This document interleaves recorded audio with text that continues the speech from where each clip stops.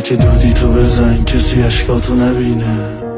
قهوه تو بخور غریبه سرد نشه یه وقت مثل رابطمون، نه بیرون نرو بارون شدیده. غریبه خوش اومدی حالم خوب بود تا وقتی که تو اومدی. میز این کافی شاپ یادگار من و توه.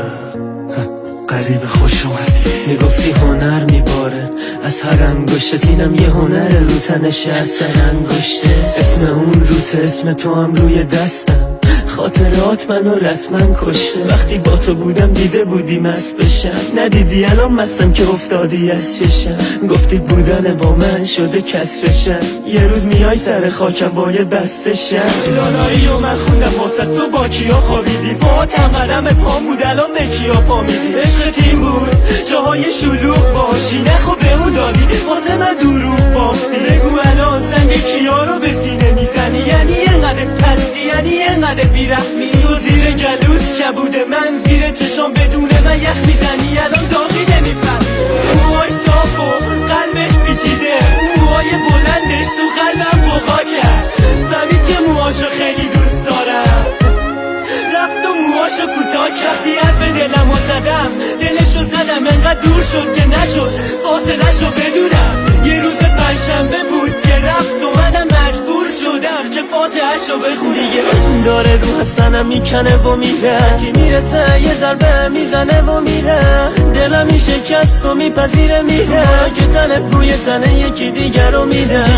داره رو هستنم میکنه و میره، کی میرسه یه ضربه میزنه و میره. دلم میشکست و میپذیره میره که تنت روی تنه یکی دیگر رو میده. بازم روبروی همین خودت پیش منو، دل جای دیگه لبخند میزنی. چشات پر شده سیگارت روشن با یه سیگار دیگه. چه خبر دیگه چی شد یه دفعه را گم کردی؟ لباسای تنه چقدر قشنگن، مد بود یا تو مد کردی؟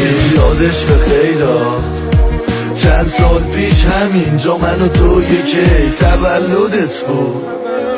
این چشمای رنگیت منو برد تو فیلم، عکسم با تو قاب رو دیواره.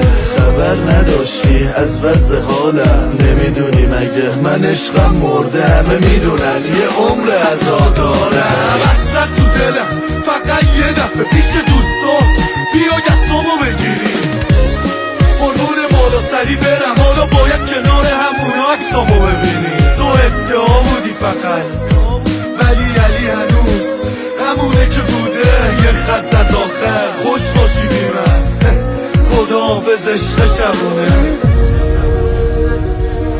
علی بابا ارشاد، علی بابا ارشاد.